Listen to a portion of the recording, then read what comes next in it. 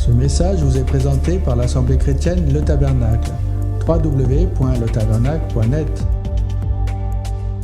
Dans notre monde, les nombreuses routes des sciences occultes sont celles qui mènent à la perdition.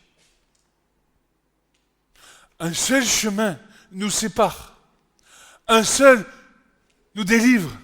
Un seul nous justifie. Un seul nous sanctifie, nous rend propres au royaume d'Hachem.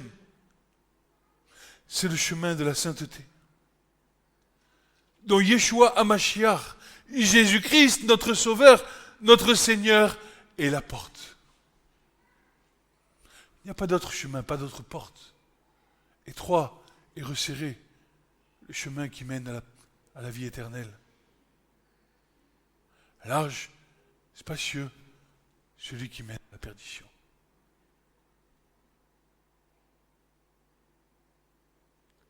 Pourquoi Jésus est la porte?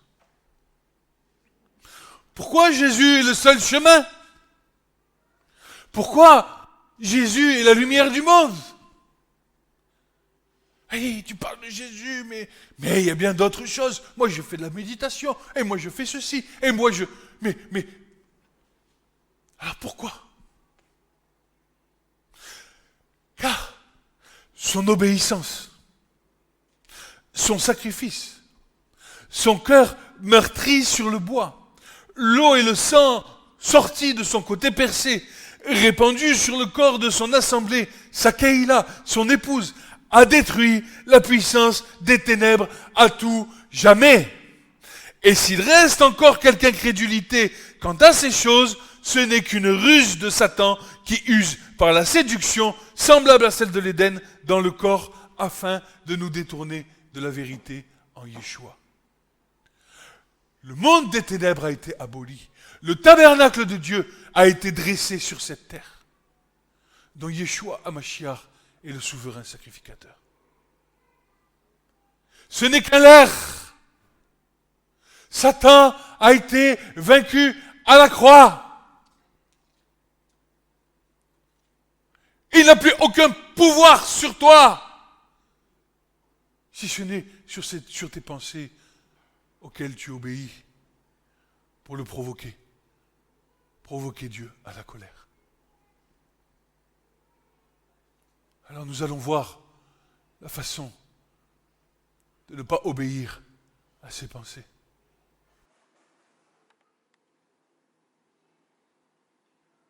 Jean 19, 17 à 37.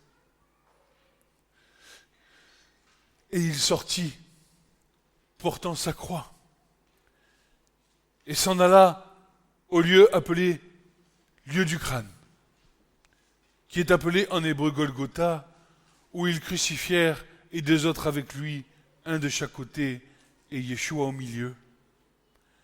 Et Pilate fit aussi un écriteau et plaça sur la croix, et il est écrit Jésus le Nazaréen, le roi des Juifs, le roi des Yéhoudim, le roi de ceux qui l'ont reçu dans son cœur. Plusieurs Juifs donc lurent cet écriteau, parce que le lieu où Jésus fut crucifié est très près de la ville. Il était écrit en hébreu, en grec et en latin. Les principaux sacrificateurs des Juifs donc dirent à Pilate, n'écris pas le roi des Juifs, mais que lui a dit, je suis le roi des Juifs. Allez, les ténèbres qui commençaient à trembler. Pilate répondit, ce que j'ai écrit, je l'ai écrit. Et les soldats donc, quand ils eurent crucifié Jésus, prirent ses vêtements et en firent 4 parts.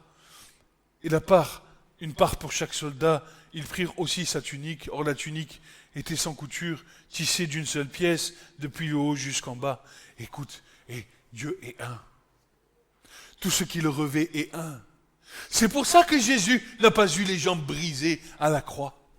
Parce que si tu brises les jambes de Jésus à la croix, c'est que tu annules complètement le plan de Dieu. Il a été trouvé entier. Pas un morceau n'a manqué. Jésus, l'œuvre de la croix, a été parfaite, complète, dans une unité parfaite.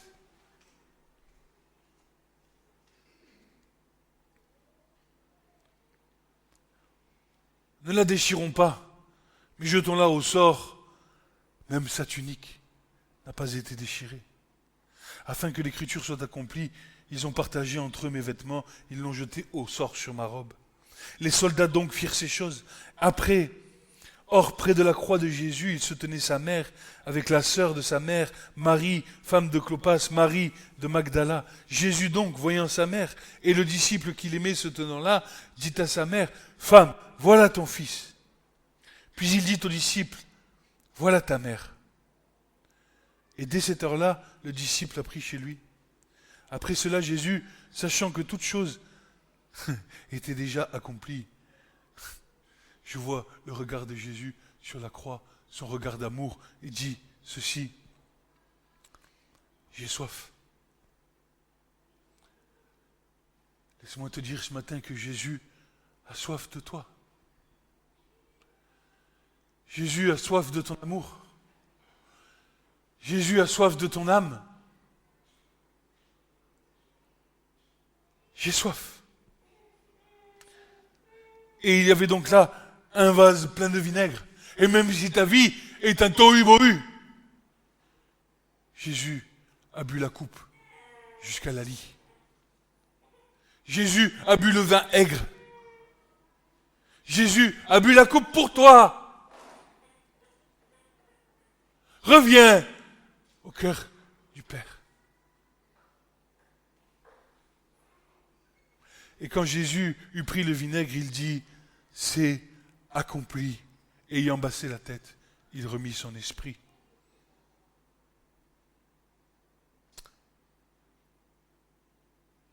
Un peu plus bas, les Juifs donc, afin que le corps ne demeurasse pas sur la croix en un jour de sabbat, puisque c'était la préparation, firent à Pilate la demande qu'on leur rompît les jambes et qu'on les ôtât. Les soldats donc vinrent et rompirent les jambes du premier et de l'autre qui était crucifié avec lui. Mais étant venus à Jésus, comme ils virent qu'il était déjà mort, ils ne lui rompirent pas les jambes.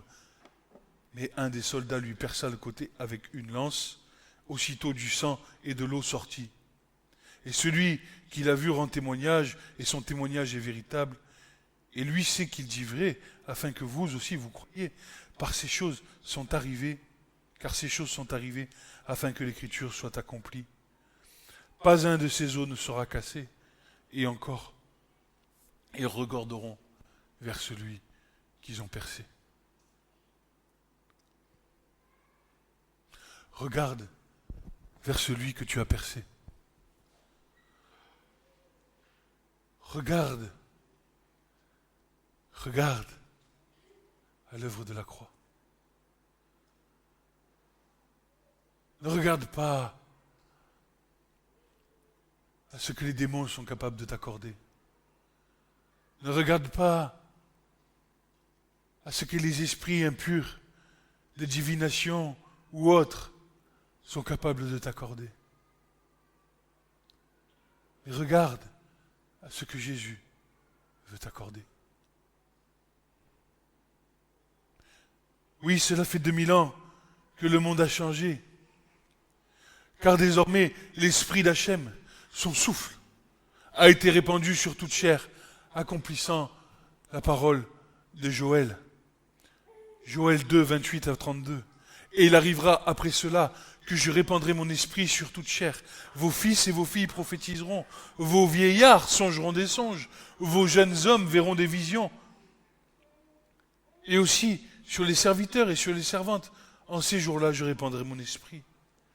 Je montrerai des signes dans les cieux et sur la terre, du sang et du feu, des colonnes de fumée. Le soleil sera changé en ténèbres et la lune en sang, avant que vienne le grand et terrible jour de l'Éternel. Et il arrivera que quiconque invoquera le nom de l'Éternel sera sauvé.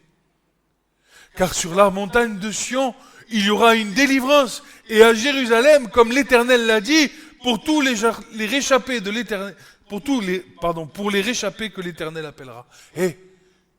Écoute, tout ce que vous demanderez en mon nom, mon Père vous l'accordera.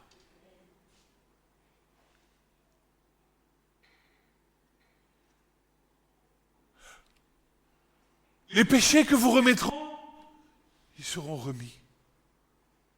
Pourquoi? Parce que les choses que vous délirez sur la terre ont déjà été déliées dans les cieux. Ainsi donc, quiconque croit en lui, invoque son nom et porte du fruit dans l'amour pour son prochain, manifeste qu'il est enfant d'Hachem aux yeux de ce monde qui perd peu à peu la raison de son existence.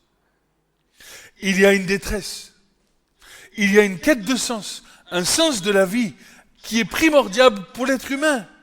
Combien de suicides, combien d'idées suicidaires, combien de craintes, combien d'incertitudes, combien de déchirures de cœur, déchirures de mariage, déchirures de famille. Combien l'homme s'est tourné vers les idoles qui ne parlent pas, qui ne voient pas et qui n'entendent pas. Non point à nous, ô Éternel, non point en nous, mais à ton nom donne gloire, à cause de ta bonté, à cause de ta vérité. Pourquoi les nations diraient-elles, où est donc leur Dieu? Mais notre Dieu est aux cieux. Tout ce qui lui a plu, il l'a fait. Écoute, leurs idoles sont de l'argent et de l'or, ouvrage de la main d'homme. Elles ont une bouche et ne parlent pas. Elles ont des yeux et ne voient pas. Elles ont des oreilles, n'entendent pas. Elles ont un nez, mais elles ne sentent pas. Elles ont des mains, elles ne touchent pas. Des pieds, elles ne marchent pas. Elles ne rendent aucun son de leur gosier. Ceux qui les ont faites, tous ceux qui se confient en elles, sont comme elles. Si je te confie dans tes idoles, ça te ferme la porte des cieux. Tu auras une bouche, tu ne parleras pas. Tu auras des oreilles, tu n'entendras pas. Tu auras des mains, tu ne toucheras pas. Tu as des pieds, tu ne marcheras pas. Parce que tu t'identifies à ton idole. Tu ne grandiras pas dans le Seigneur.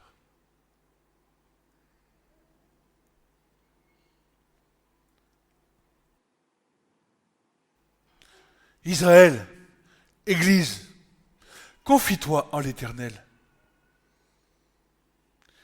Il est leur secours et leur bouclier. Maison d'Aaron, confiez-vous en l'Éternel. Il est le secours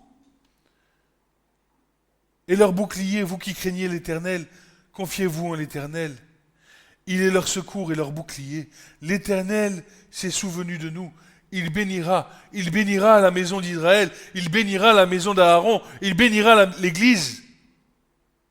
Il bénira ceux qui craignent l'Éternel, les petits et les grands. L'Éternel augmentera sa bénédiction à vous et à vos fils. Vous êtes bénis de l'Éternel qui a fait la terre et les cieux. Et les cieux sont les cieux de l'Éternel, mais il a donné la terre aux fils des hommes, ni les morts, ni tous ceux qui descendent dans le silence ne loueront l'Éternel, mais nous bénirons l'Éternel dès maintenant et à toujours. Alors réveille-toi. Réveille-toi, Église. Car l'amour d'Hachem est inconditionnel, mes amis. Il use de longanimité. Car qui mieux que Christ connaît tes douleurs? Qui mieux que Christ connaît tes souffrances, les déchirures profondes de ton âme, lui le fils d'Hachem, ayant marché sur cette terre et pleuré sur les ravages du péché. Qui mieux que lui a le pouvoir de te restaurer? Lui qui a cette position d'intercesseur auprès du Père comme souverain sacrificateur, te portant sur son cœur comme le pectoral qu'avait le souverain sacrificateur pour tout Israël.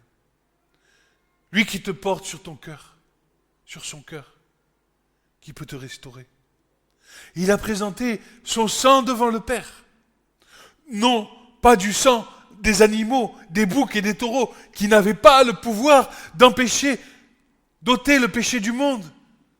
Mais c'est avec son propre sang qu'il nous a racheté du pouvoir que les ténèbres, que Babylone avait sur nous. Le système de pensée babylonien qui s'élève au-dessus de tout ce qui se nomme d'être Hachem, tel que nous l'avions hérité de la part de nos pères, sans connaissance de la volonté de Dieu, a été purement et simplement aboli en son nom. Il y a une porte ouverte dans le ciel, une porte ouverte qui veut te faire voir le royaume de Dieu et te donner sa pensée. Depuis son sacrifice et sa résurrection, la puissance de son esprit déversée sur l'humanité, sur toutes les générations, depuis la fondation du monde, de toutes les générations du monde, nés qui sont morts dans la foi, ont reçu la grâce de pouvoir avoir part à l'héritage des saints qui se mesure dans le fait d'avoir été reçus comme enfants de Dieu. Hey! Jésus est descendu jusqu'au Sheol. Il est allé chercher Abraham, il est allé chercher Isaac, il est allé chercher Jacob, qui attendait la révélation du Mashiach. Tous ceux qui sont morts dans la foi depuis la fondation du monde jusqu'à aujourd'hui vont hériter de la promesse faite au Père. Christ est plein de bonté à nos égards. Dans les moindres détails de ta vie, il veut être ton ami, pouvoir te conduire auprès des eaux paisibles. Il veut te rassasier de plans de grâce, de mets délicats pour ton âme. Il désire te bénir selon la grandeur de son cœur qui ne peut se mesurer. Il veut te faire comprendre les valeurs de la justice de son royaume. Et il désire te donner le meilleur afin que tu croisses en esprit dans la connaissance de son nom. Il désire que tu lui fasses confiance, même lorsque les situations de ta vie sont contraires à ce que tu espères, car il veut que tu vives par la foi et non par la vue. La foi, c'est l'assurance des choses que l'on espère et la conviction de celles qu'on ne voit pas. Alors accepte qu'il soit le seul désir de ton cœur. Sa position de fils, de souverain sacrificateur dans le tabernacle céleste qu'il a établi sur la terre, fait que le Père ne peut rien lui refuser. Seulement, laisse-toi pétrir par sa parole, qui au premier abord peut parfois nous secouer, parfois même te repousser, mais cela est pour ton bien.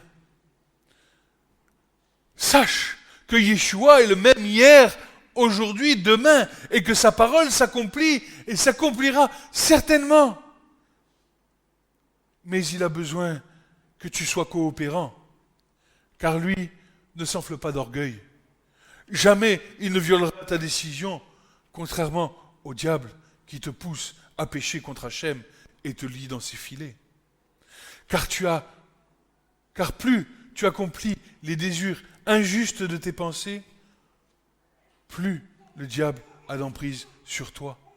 Comme tout au contraire, si tu entretiens le feu de l'esprit dans ce qui concerne les choses d'en haut, en chantant de tout ton cœur à Hachem, par des psaumes, des cantiques spirituels, Hachem, par son esprit, gardera tes pensées dans le Christ Jésus, là où il y a paix, justice, amour et fidélité.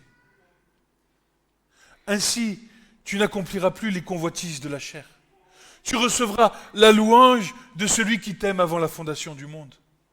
Ainsi, tu seras victorieux sur tous tes combats, mais seulement n'oublie pas que la chair est faible. Son amour fait que pour le temps présent, Yeshua n'impute pas le mal.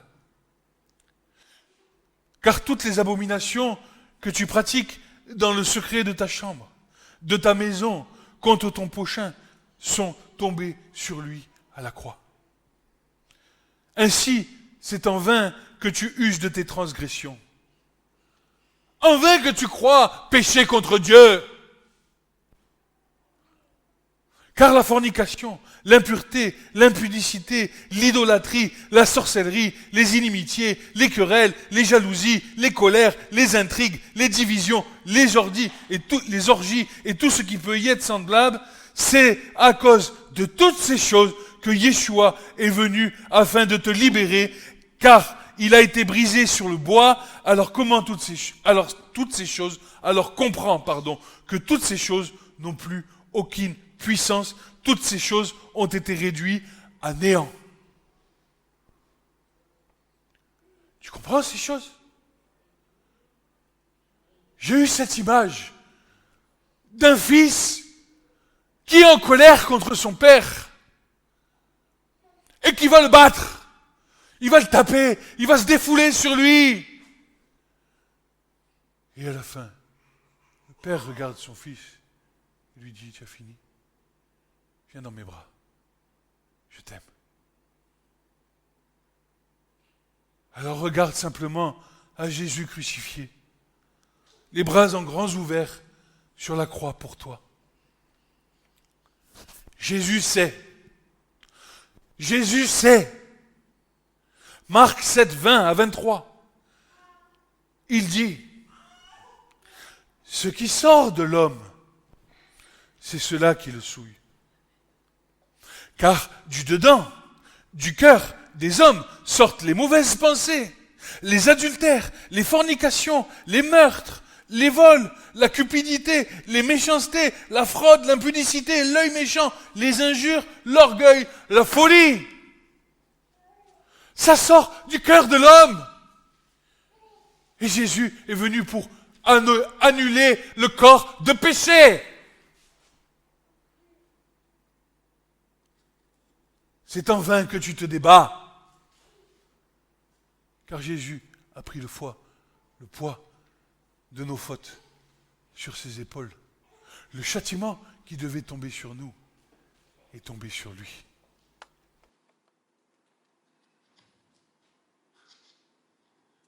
Ferions-nous de Christ une eau pauvre? Est-ce que parce qu'il a pris le poids du péché, de nos péchés sur ses épaules, nous continuerions à pécher?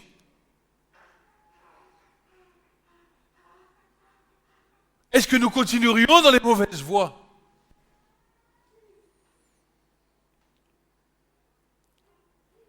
Paul a été confronté à ça.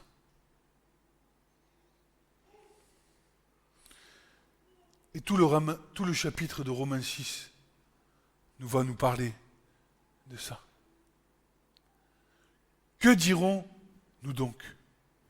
Demeurerions-nous dans le péché afin que la grâce abonde? Qu'ainsi n'advienne. Nous qui sommes morts au péché, comment vivrons-nous encore dans le péché? Tu as été mis à part pour Dieu, pour vivre en nouveauté de vie, en sainteté de vie. Une marche selon la vision du royaume, et non pas la vision de ce monde. Ignorez-vous donc que nous tous qui avons été baptisés pour le Christ, nous avons été baptisés pour sa mort? Nous avons donc été ensevelis avec lui par le baptême pour la mort, afin que comme Christ a été ressuscité d'entre les morts par la gloire du Père, ainsi nous aussi nous marchions en nouveauté de vie. Car si nous avons été identifiés avec lui dans la ressemblance de sa mort, nous serons donc aussi dans la ressemblance de la résurrection, sachant que notre vieil homme a été crucifié, afin que le corps du péché soit annulé, pour que nous ne servions plus le péché. Plus le péché. Si tu as été baptisé en conformité avec la mort et la résurrection, le corps de péché reste dans l'eau, tu vis en nouveauté de vie et tu abandonnes le péché.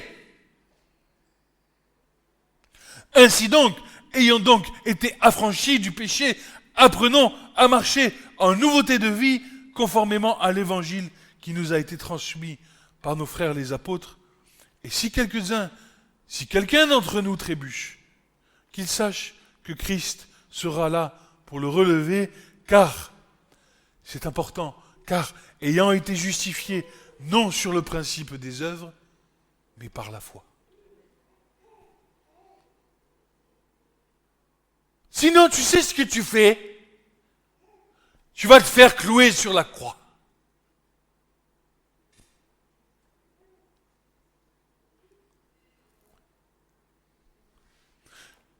Proverbe 24, 16. Car le juste tombe 7 fois et se relève. Mais les méchants trébuchent pour tomber dans le malheur. Le juste tombe 7 fois. Celui qui a reçu cette grâce d'avoir été justifié, de vivre par l'Esprit, tombera. Nous sommes encore dans ce corps de péché. Mais Jésus, lui, te relève. Il regarde ton cœur. Il regarde la difficulté que tu as à marcher sur cette terre. Il sait. Arrête de te flageller. Arrête de te croire incapable. Car Jésus connaît tes difficultés. Et à chaque fois que tu t'auto-flagelles, c'est comme si tu étais en train d'annuler la puissance de la croix.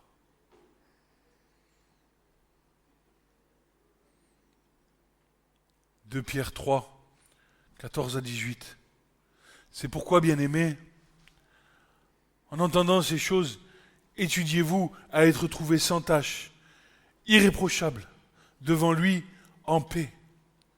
Et estimez que la patience de notre Seigneur est salut, comme notre bien-aimé frère Paul aussi vous a écrit selon la sagesse qui lui a été donnée, qu'il le fait aussi dans toutes ses lettres, où il part de ces choses parmi lesquelles il y en a de difficiles à comprendre, que les ignorants et les mal affermis tordent, comme aussi les autres écritures à leur propre destruction.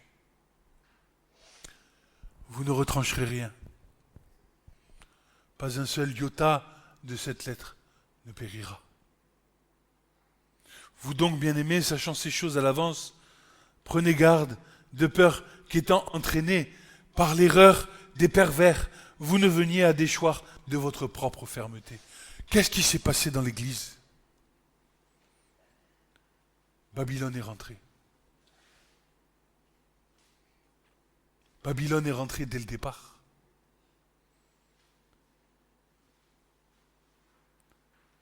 Parce que tu ne veux pas abandonner tes traditions.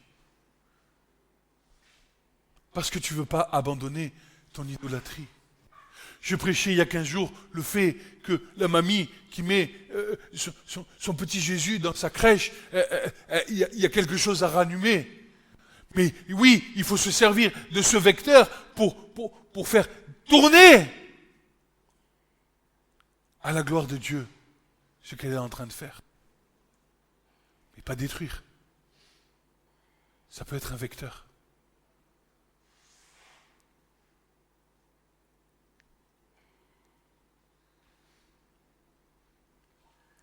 Alors s'il te plaît, toi qui entends ces paroles, sois réconcilié avec ton Dieu, tant qu'il est encore temps. Cherche Hachem, tandis que tu peux le trouver, car viendra des jours où la porte des cieux sera fermée. Tu veux une solution ? Écoute. Oh, quiconque a soif, venez aux eaux, vous qui n'avez pas d'argent. Venez acheter, manger. Oui, venez acheter sans argent, sans prix du vin et du lait. C'est gratuit. On ne va pas te demander un séminaire de 1 000 € ou à 5 000 € pour aller faire du yoga ou pour entendre le gourou du coin prêcher des choses. C'est gratuit. La parole de Dieu, c'est gratuit. Vous avez reçu gratuitement, vous donnerez gratuitement. Écoutez-moi attentivement, mangez ce qui est bon. Que votre âme jouisse à plaisir des choses grasses. Inclinez votre oreille, venez à moi, écoutez, et votre âme vivra. Votre âme vivra. Le bien-être. Et je ferai avec vous une alliance éternelle, les grâces assurées de David. Voici, je l'ai donné pour témoignage au peuple, Pour chef et commandant des peuples, voici tu appelleras une nation que tu n'as pas connue, une nation qui ne te connaît pas, accourra vers toi à cause de l'Éternel ton Dieu et du Saint d'Israël. Et c'est nous les nations. On court vers toi, Seigneur. Cherchez l'Éternel tandis qu'on le trouve, invoquez-le pendant qu'il est proche. Écoute, que le méchant abandonne sa voie. L'homme inique, ses pensées. Et qu'il retourne à l'Éternel, et lui aura compassion de lui, et à notre Dieu, car il pardonne abondamment. Mes pensées ne sont pas vos pensées, vos voix ne sont pas mes voix, dit l'Éternel. Car comme les cieux sont élevés au-dessus de la terre, ainsi mes voix sont élevées au-dessus de vos voix, et mes pensées au-dessus de vos pensées. Car comme la pluie et la neige descendent des cieux, et n'y retournent pas, mais arrosent la terre, et font produire et germer, et donner de la semence au semeur, et du pain à celui qui mange, ainsi sera ma parole qui sort de ma bouche. Elle ne reviendra pas à moi sans effet, mais fera ce qui est mon bon plaisir. Elle accomplira ce pourquoi je l'ai envoyée, car vous sortirez avec joie, vous serez conduits en paix, les montagnes et les collines éclateront devant vous en chant de triomphe, et tous les arbres des champs battront des mains. Au lieu de l'épine croîtra le cyprès, au lieu de l'ortie croîtra le myrte, et sera pour l'Éternel un nom, un signe à toujours qui ne sera pas retranché. Qu'est-ce que tu veux de plus ?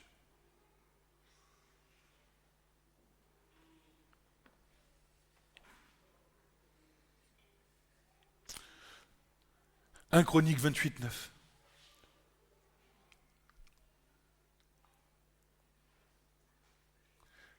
Et toi, Salomon, mon fils, connais le Dieu de ton père. Et toi, Église, connais le Dieu de tes pères. Sers-le avec un cœur parfait et avec une âme qui y prenne plaisir, car l'Éternel sonde tous les cœurs, discerne toutes les imaginations des pensées. Si tu le cherches, il se fera trouver de toi. Mais écoute, si tu l'abandonnes, il te rejettera pour toujours. Reviens au cœur du Père.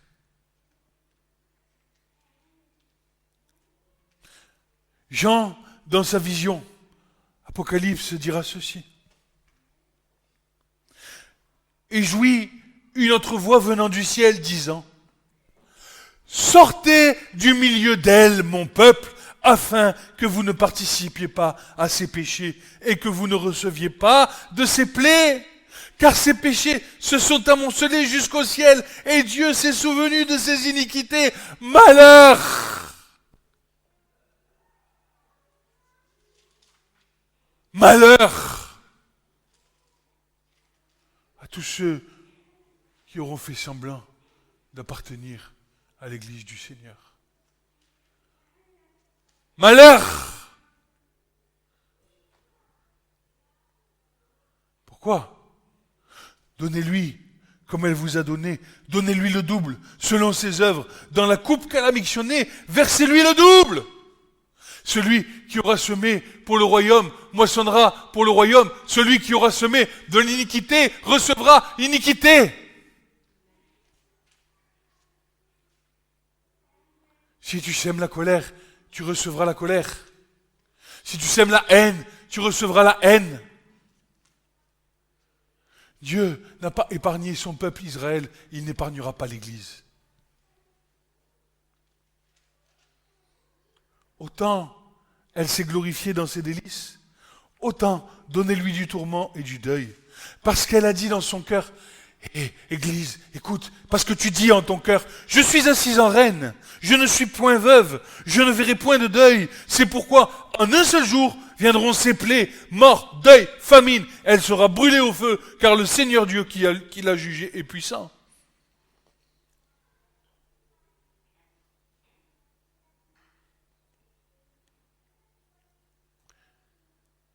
Et les marchands de la terre pleurent et mènent deuil sur elle, parce que personne n'achète plus leurs marchandises. Et On voit une femme dans l'Apocalypse enivrée du sang des saints.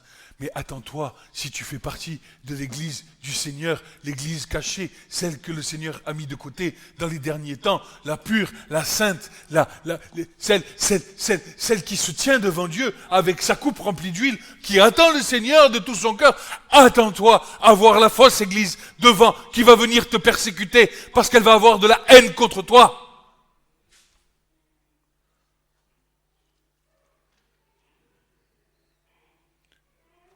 Le mélange, la sainteté de Dieu, le babylonien, aïe, aïe, aïe. Parce que tu es tiède, je te vomirai de ma bouche. Soit tu es froide, soit tu es chaude. Et si tu es l'église brûlante, alors attention, parce que la tiède, elle va venir te persécuter.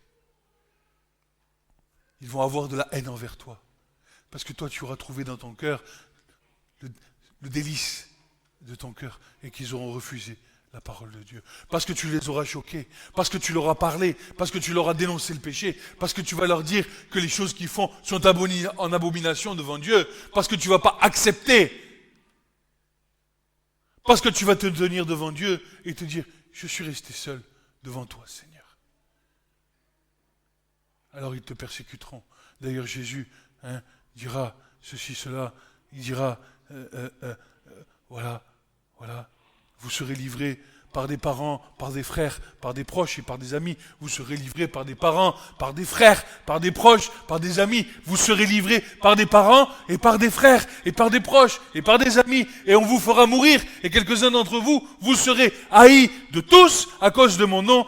Pas un cheveu, écoute, parce que Dieu va te garder, pas un cheveu de ta tête ne périra, possédez vos hommes avec patience. Ils vont venir, mais Dieu se tiendra entre toi et eux.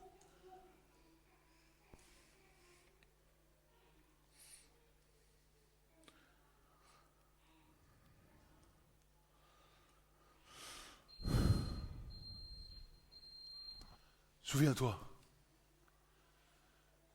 Dieu a fait de nous un royaume, des sacrificateurs pour son Dieu et Père. À lui soit la gloire, force, au siècle des siècles. Amen. Ici, le mot basilian, en grec, veut dire la durée d'exercice du pouvoir d'un souverain. Sphère dans laquelle Dieu règne et exerce son autorité. Le royaume des cieux met l'accent sur la présence, sur la séance actuelle du roi, le Seigneur Jésus, dans les cieux. C'est un pouvoir royal. Il a fait de toi un roi qui règne dans la puissance de Dieu. Ne te laisse pas détourner de ces choses.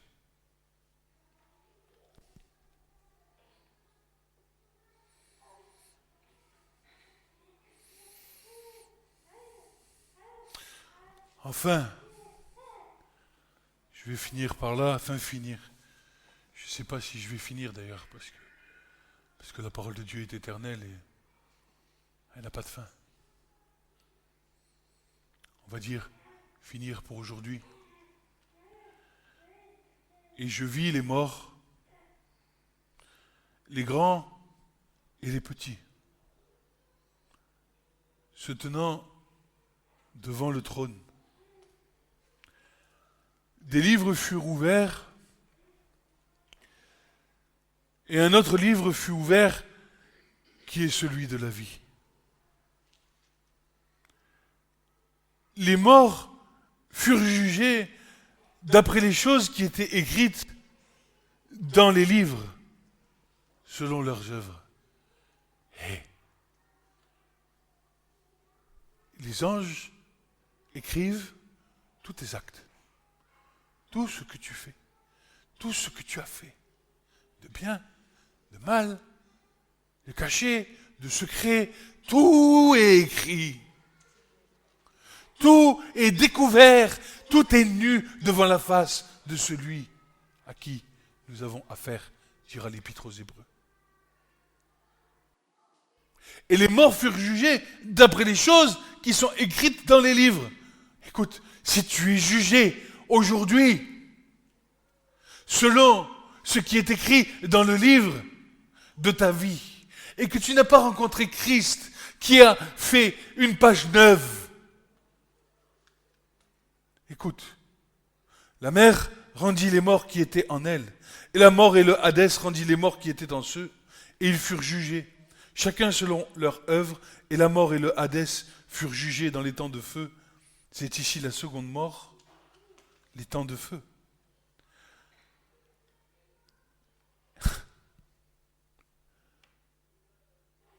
Et si quelqu'un n'était pas écrit dans le livre de vie, celui de l'agneau, il était jeté dans les temps de feu. Repens-toi!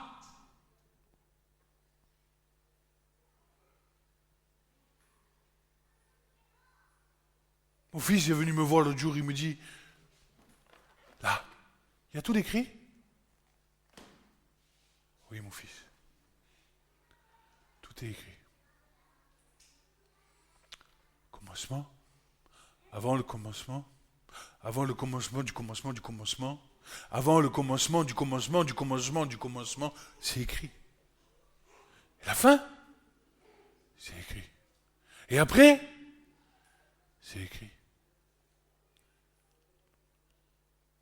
Cherche. Reviens au cœur du Père. Reviens dans les bras de celui qui t'aime.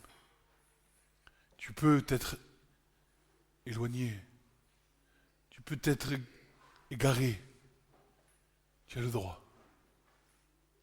Mais ce que tu n'as pas le droit, c'est de refuser la main de celui qui peut te sauver. Ça, c'est un grand péché devant Dieu. Non pas qu'il va venir pour te taper sur la tête, mais parce qu'il t'aime. Soyez bénis. Ce message vous a été présenté par l'Assemblée chrétienne Le Tabernacle. www.letabernacle.net